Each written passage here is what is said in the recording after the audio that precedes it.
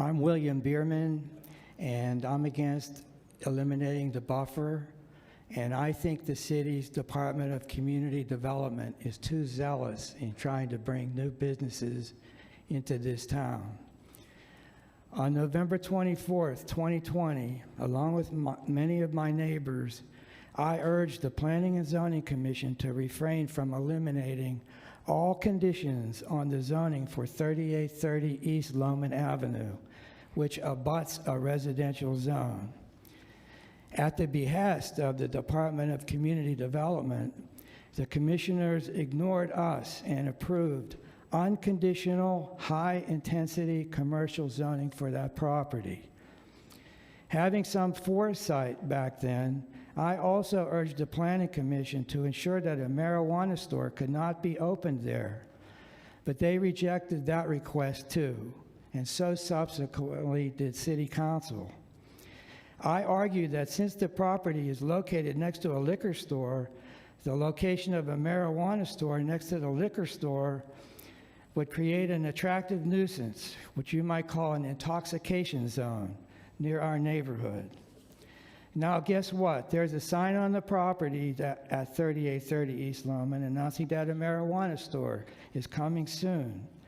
I saw a list of more than 100 marijuana businesses with licenses pending or granted in Las Cruces.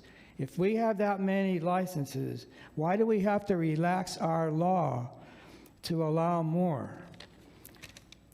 And I guess the Community Development Department will license just about anything to improve their growth numbers.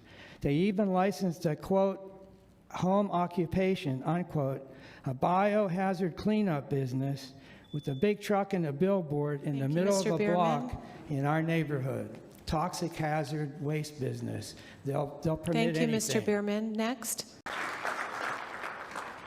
Hello, I'm Don Walker. I come as a concerned parent and community member. I grew up in a generation that watched Hollywood and smoking and alcohol and drugs from rock stars. I see the impact of modeling. These buffer zones are important because they create a space between our children and what they can see adults doing.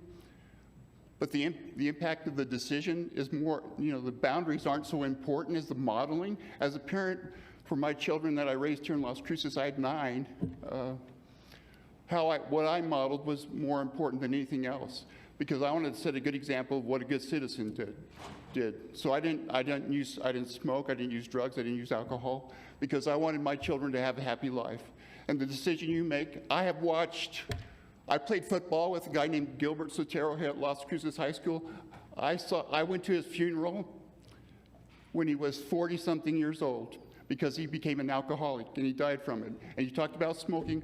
Well, all these things that affect our health issues are going to affect our children. So we need to set an example, but boundaries are just part of that. And we need to educate our community, our children, so that they become good community members. And so that's all I have to say. Thank you. Thank you.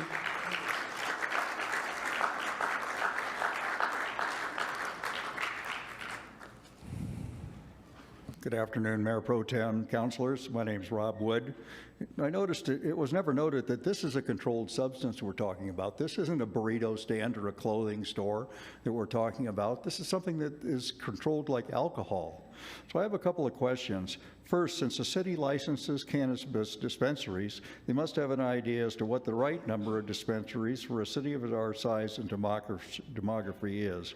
At what concentration do they outstrip demand and become unprofitable, causing the excess product to move into the lucrative, untaxed street market at a discounted price, which goes directly to our kids? According to accredited business publications, the Wall Street Journal and Forbes magazine, many dispensaries are failing to maintain profitability because of an excess number of permitted outlets combined with exorbitant taxes and are thus selling a portion of their inventory out the back door into the black market to avoid the tax payment while increasing their revenue stream. Remember, this is a cash business and you would have no way to accurately audit their books, even if they let you. My second question that is raising real concern in other cities is their growing number of back alley unlicensed pot shops.